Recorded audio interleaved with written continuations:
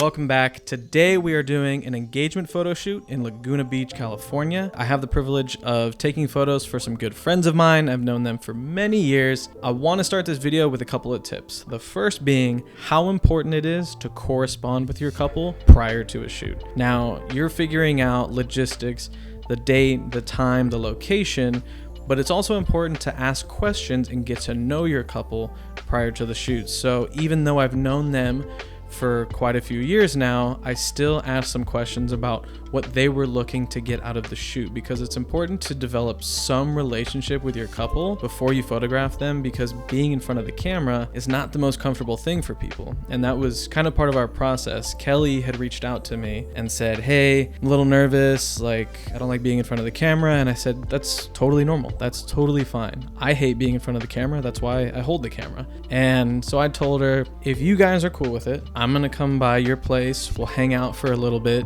and maybe I'll snap some photos. But I think spending a few minutes with your couple before jumping into a photo shoot is important, because they're gonna get comfortable, and you don't want to spend the entire photo shoot waiting for them to get comfortable in front of the camera. That should be established a little bit beforehand. It's also important to ask questions, maybe shoot them a text or an email, or however you're getting ready for the shoot. Try to get to know them, what their style is, what their interests are. You know, if you figure out the location, then you kind of know the environment, and get to know them a little bit, because that's going to help you in your shoot and create a better relationship with your couple.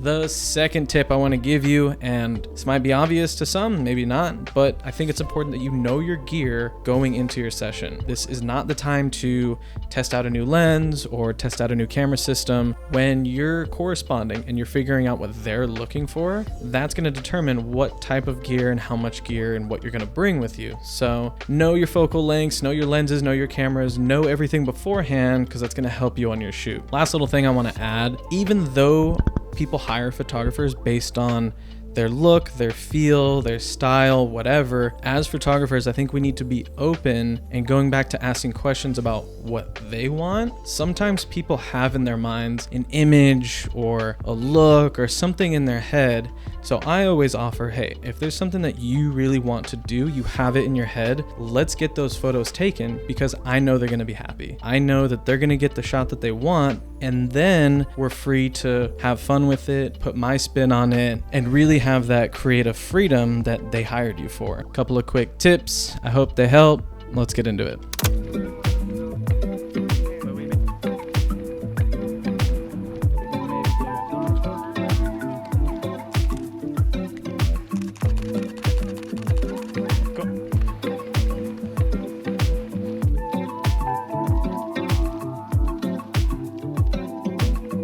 All right, so I'm gonna hop in here and talk about a couple things. Firstly, the actual photo shoot was cut a little bit short.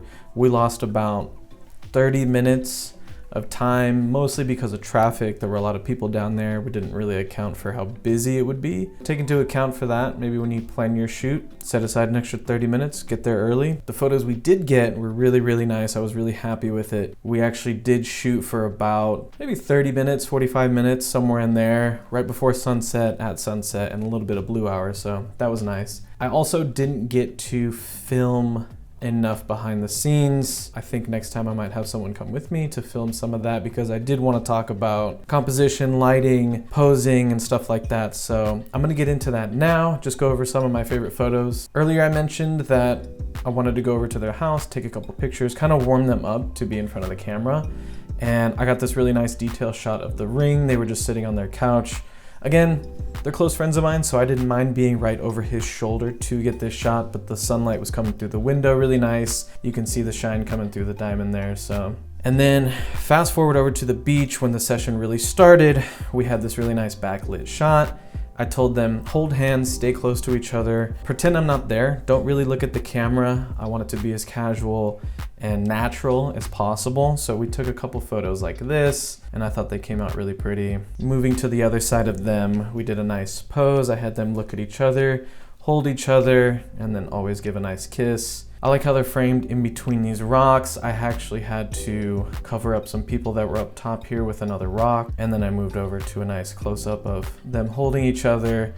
Try to get as many portrait and landscape shots as you can. And same here, and just trying to show some of the beach, some of the landscape. The lighting was really pretty. Here in between grabbing some stuff, I think we were grabbing her phone or her bag or something like that. I asked Kelly to just take a few steps by herself. You know, you want to take whatever moment you have to take a nice photo.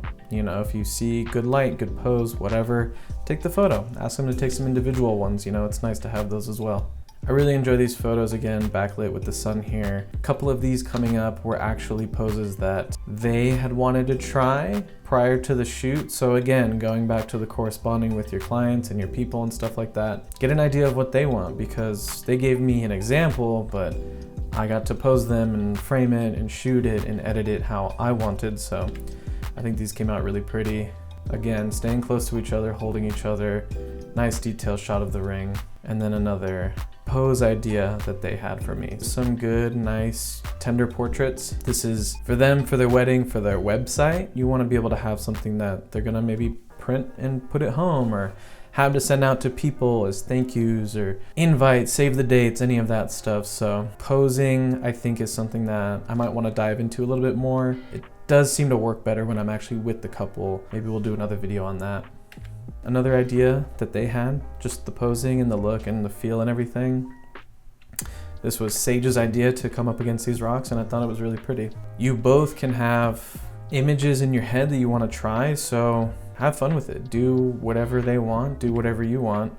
And then these last few, as we were kind of wrapping up, were a bit of a blurry, kind of in motion. I asked them, you know, do we want to do some kind of black and white, kind of motion blur, that kind of look. Seems to be a really popular thing right now, and I think they're pretty cool. I asked them to just walk, sit in place, dance, kind of just move. We want a lot of motion here, and I think they came out pretty cool. And like I said, when you can, grab a nice portrait of your people. Got one of her, got one of him, and this is definitely something that I would keep and use for portfolio stuff later on. So I hope you guys enjoyed that. I kind of just ran through the photos here at the end. I do want to get better at filming behind the scenes and capturing in the moment and the ideas that we have, and lighting and composition and all that. Like, comment, subscribe, and stay tuned for more.